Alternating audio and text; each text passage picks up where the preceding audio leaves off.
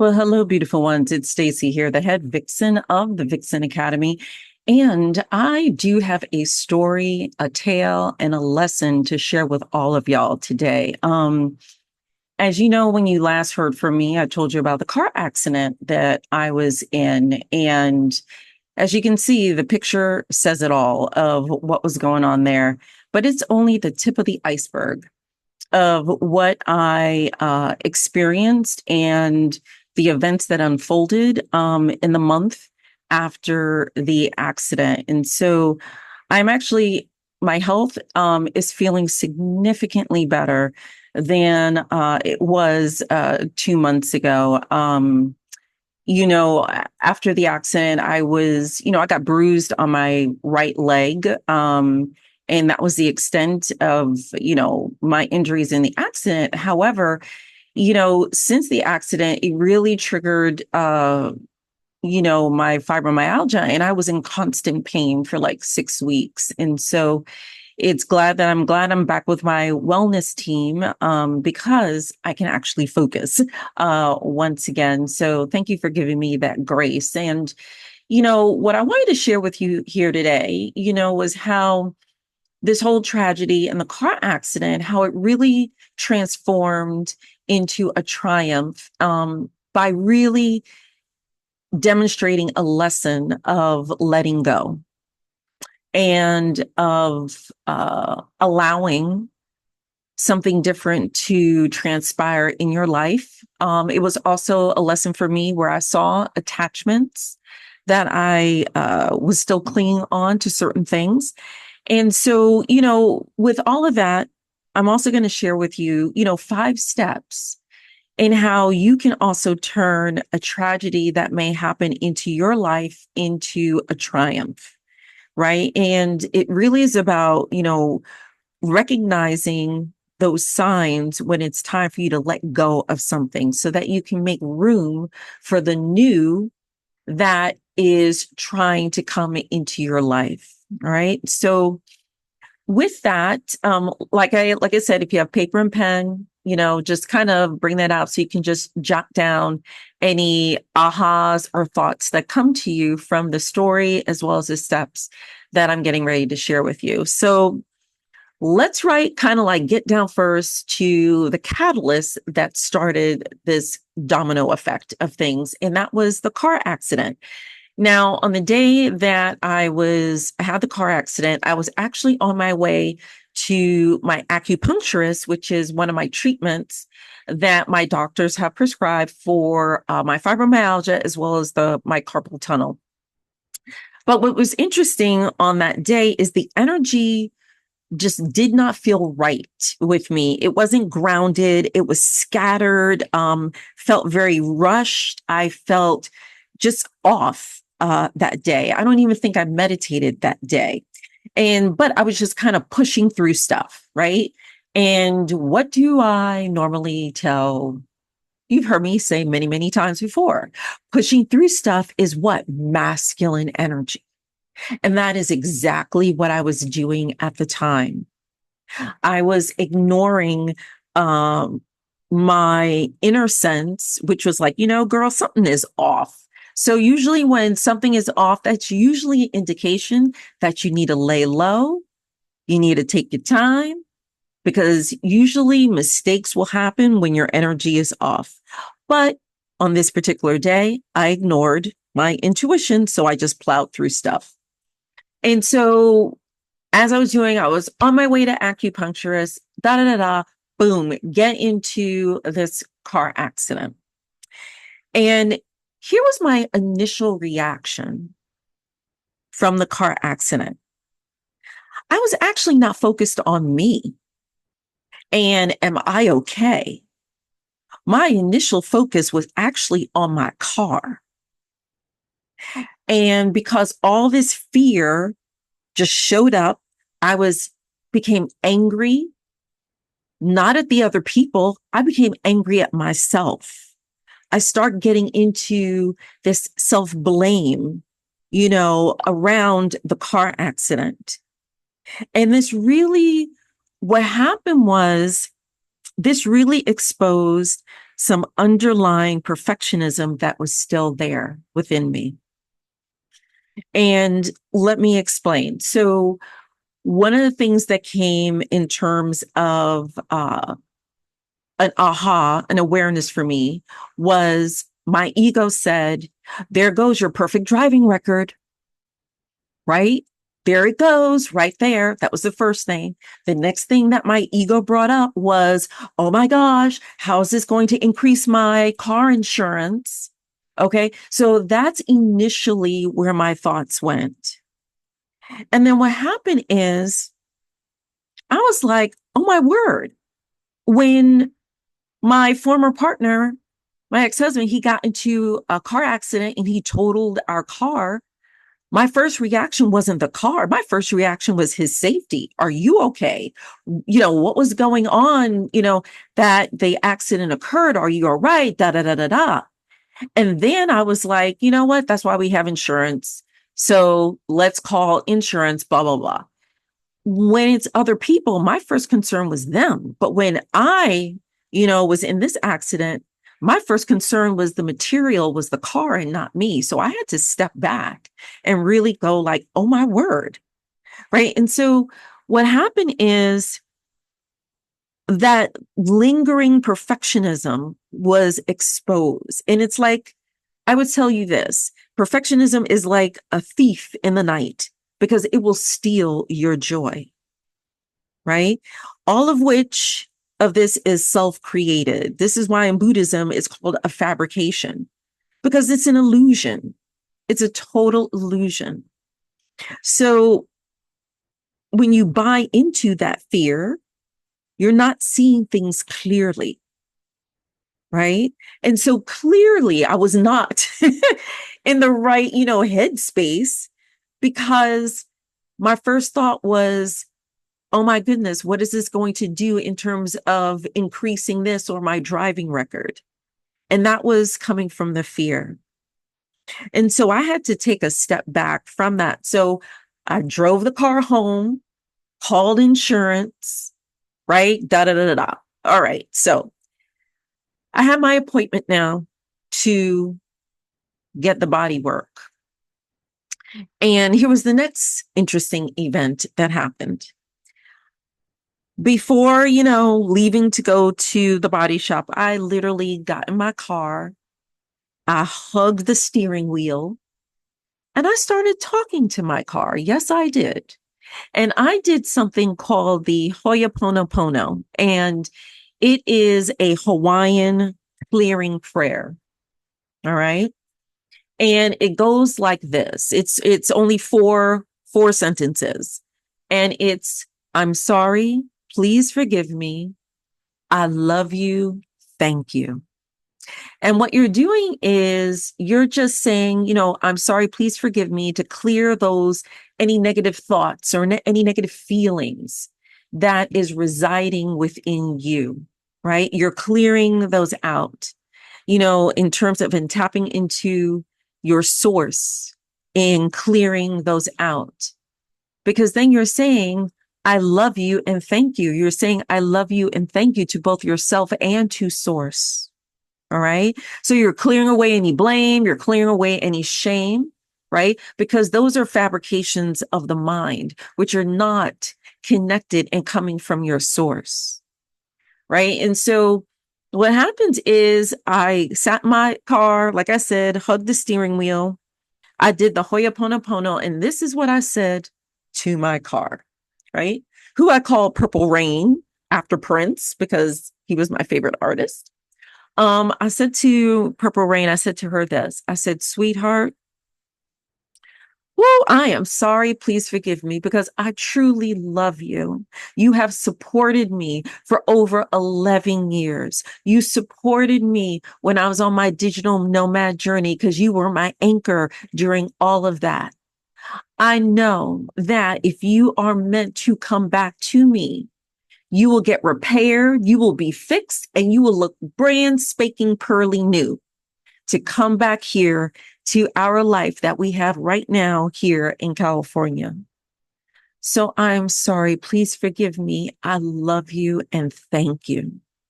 And after I said that, I put I turned the key in the ignition and the car would not start.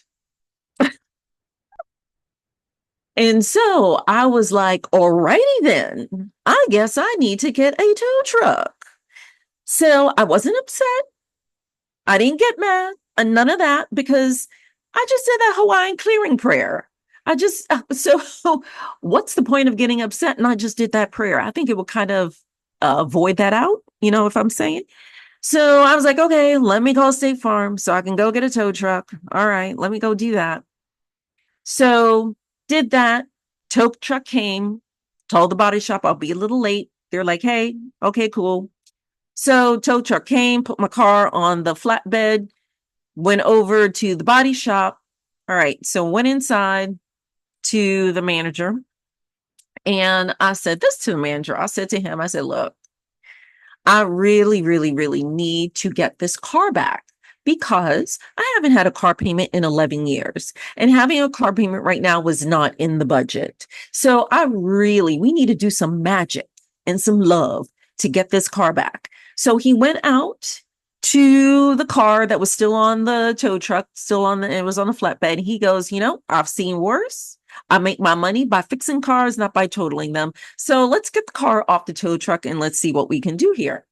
So what happened was, all right, they told the tow truck driver, put the car over here so we can do the intake with it. So, all right, tow truck brings my car where they say to place it. And as my car is being lowered off of the tow truck, this is what happens. The cable snapped that was lowering my car. The car goes rolling down the ramp of the tow truck and slams bumper first into the wall of the auto body shop. And I kid you not, you can't make this crap up. I stood there in disbelief. And my first reaction, honestly, was I laughed, which was very different than my reaction when I got into the accident. And I laughed because I couldn't believe what I just saw. I just said to myself, did that really just happen? No, that couldn't have happened. Did I really just see my car fly down the ramp and slam into the wall of the auto body place, putting this big dent in the wall of the auto body place? So the front of my car looks significantly worse than it does now. It messed up the right side, which didn't have any damage. It was now all jacked up. And then the one of the workers for the tow place who was close to my car because they were with the pad to do the intake screamed because the car flew right past them because they were standing right close to it. The people that were working on a car on the other side of the wall ran out because there was now a dent in their wall. And then the manager, he's like, what the? And we were all standing there. Even the tow driver was standing there. We were all there in shock. Everyone was in silence. And you could hear a pin drop. So I walk over to my car and I stand right next to the manager. We look at each other. We look at the car. We look at each other. We look at the car.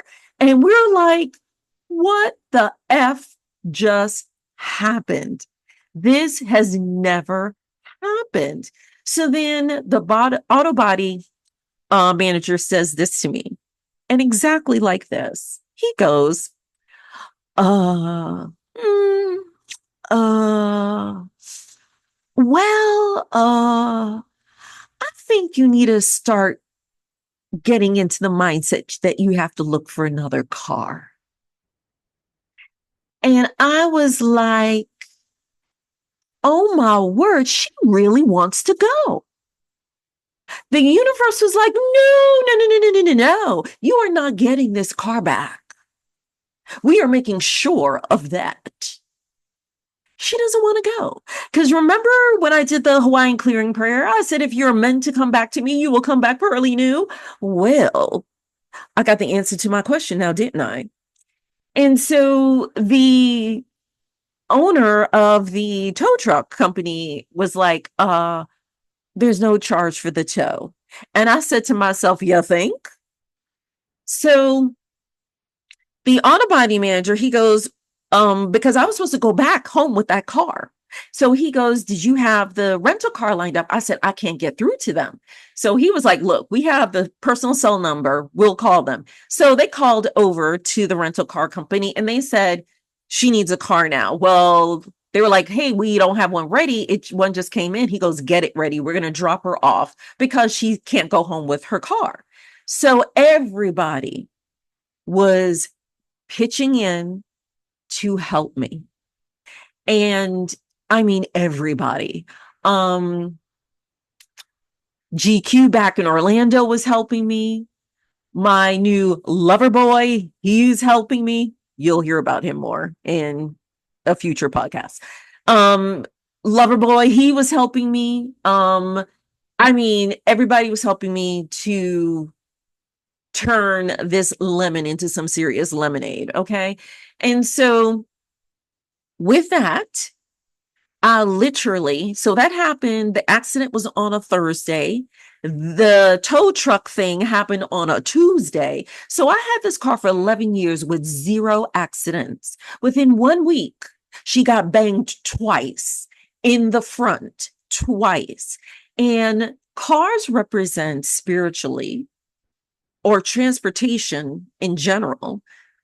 Spiritually means forward movement, right?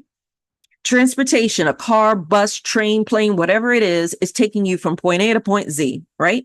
So what happens is when you have, metaphorically, you're in 1 week, 2 accidents which affect the front of your car, that is no more forward moving progress. Stop at go. You ain't going any further. And so that was the message, one of the messages to me. So what I did is I decided to heed the messages of the universe. Okay. Because this is the second thing that happened with the car in 1 week. And over the past 2-3 weeks prior to this, I was having these minor little accidents, like almost falling down my stairs in my house, actually falling off my sofa and into a basket because I lost my balance. So like little things like that were going on. And then now my car. So that was another pattern in synchronicity that I was noticing. And so the universe was knocking at my door. And so I was going to heed the signs of the universe and not kind of, all right, it's telling me I got to let this thing go. I need to be more careful and more aware of what's going on around me because of these accidents, because I didn't want it to get any worse than a car accident, if you catch my drift of what I'm saying. And so this is a time where I said, all right, I have to let her go. I have to let her go and trust that my source, whether you call it source, universe, God, goddess, right? Whatever you call it for you, I had to trust that this is all part of a higher purpose of what was going on. All right. Otherwise, because when you don't let go, and one of the things I realized when I got home after this and I was sitting there in freaking disbelief, this is one of the things I realized. I realized that the reason why I was all in the fear initially around my car was my car was the last thing that was my attachment to Florida that I had really in my world right now, that I was really, really attached to, because my car was my stability when I was a digital nomad. Everything else was changing around me, but that was my one point or my one anchor. And so I didn't realize how attached I was to that car. And so this was like letting go of the past, because Florida was the past. Otherwise, you remain like a hamster spinning your wheels and going absolutely nowhere. You remain stuck when you don't let go of the past, right?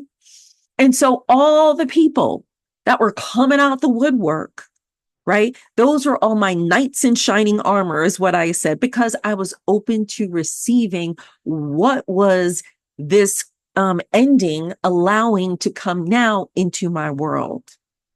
And so I was like, all right, let's make magic happen, right? Is, how I also talk to my spirit guides and my ancestors. Let's make some magic happen here. All right. My guru posse is what I call them. And so I started, okay, getting on, let my fingers do the walking, getting on Google. Both, like I said, both GQ as well as Loverboy, they were also looking for cars for me as well. And I told them, I said, look, with everything I have going on, I want to look for another car. I want to look for another Scion TC because I know the mechanics of the car and I just need to land very quickly because I only have a week to find another car. All right. And this is being mandated by insurance. So with that, all right, the first day I was like, what the heck why are Scion TCs so expensive? I mean, some of them were the same price I paid for my car 11 years ago. And I was like, what? And so, okay, I was looking there and I was like, hey, we need a dig. I will drive like to Palm Desert to go get this car if I need to. So then the following day, I go and say, you know what? I found my first car, right? Purple Rain on Auto Trader. Let me go back there and look for what else I can find.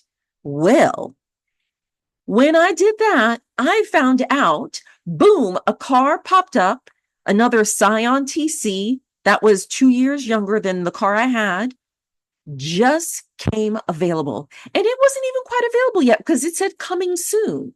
So I called the dealership, which just happened to be a half hour away from where I live.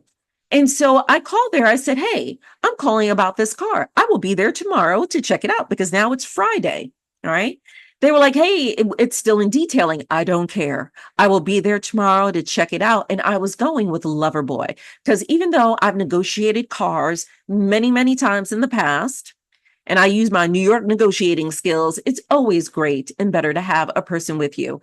Also, Loverboy used to do car reviews for an online magazine. So I was going to have him look over the car while I was doing some talking and negotiating using, that vixen charisma and things of that nature. Got to be on point. So what happens? Went the next day and I was talking to GQ. So I said to GQ tells me, well, what's your budget?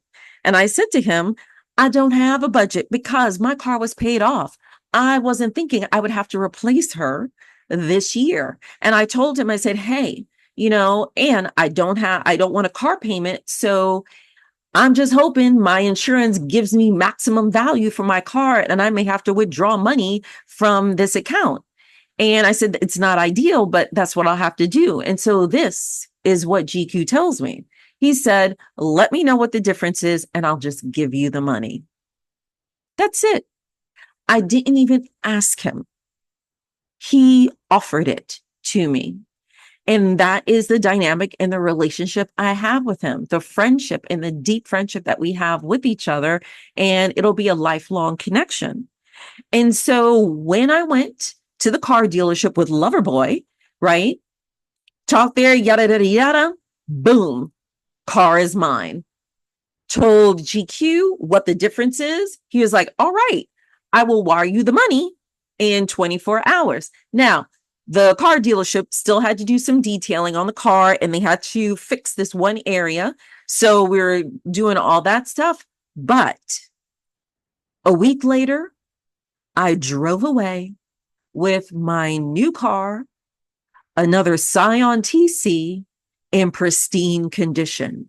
So then, to wrap things up, when I told my soul brother the series of events, this story that I'm telling you right now, he said this to me. Well, you got what you asked for.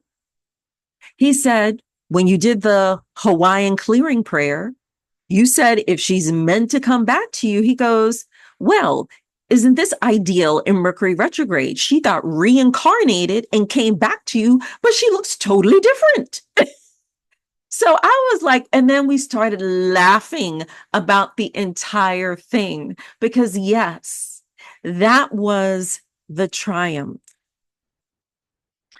The triumph was enacting these next 5 steps as how I turned this tragedy into triumph and how I used the divine, Mercury retrograde. That's what we were in at that time, right? Which, accidents happen during Mercury retrograde, but my car got reincarnated into what I have right now. And my new car, her name is Luscious.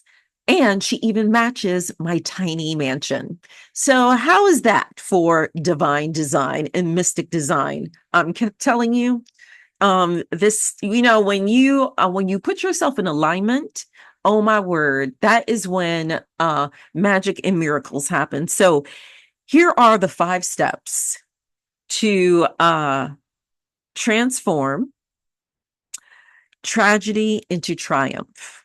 Number 1, understanding the underlying message. Be curious like a detective of what the underlying message is for you. Put those pieces of the puzzle together, AKA the synchronicities, so that you can detect what the underlying message is for you, right? How did I put those synchronicities? I told you there were a pattern of accidents that were occurring all around the same time.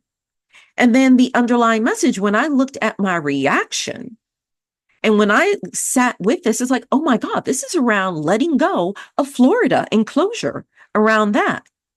Then step number 2, get clear. Once you recognize the pattern, your mind can rest and be clear because you're not taking the series of events that you were involved in. You're not taking it personally anymore. You're like, okay, this is a message. This is a lesson I'm being given right now. So you're not taking it personally. And if you are taking it personally, your ego is going into victim mentality. Right? So here is the point when your mind and your heart are clear to see the possibilities or the potential this situation has opened up for you. And this potential is the seed of your intention. This potential is also where you start to align yourself to what you truly want to experience. And then it leads to step number 3, which is from here with a clear mind, you can actually have more creative problem solving, right? And this is where you can turn that tragedy into a triumph by focusing on the joy and how this possibility would improve your life. So one of the things I said this would improve my life is I would still not have a car payment, and I still don't have a car payment. How it would improve my life? This car was pristine. She also just got brand new tires. And my old car, she was beginning to have a lot of just literally 3 days before the accident, I took her over to get her check, and she needed like $1,700 of work done to her. So that is also how this possibility would solve that issue in one way. So I started thinking about what would I gain? And I want you to think this way. What would I gain versus focusing on what are you losing? Okay.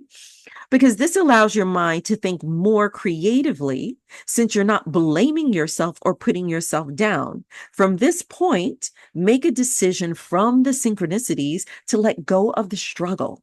Let go of the struggle and embrace the possibility. Step number 4 is trust. Trust, trust, trust, trust, trust.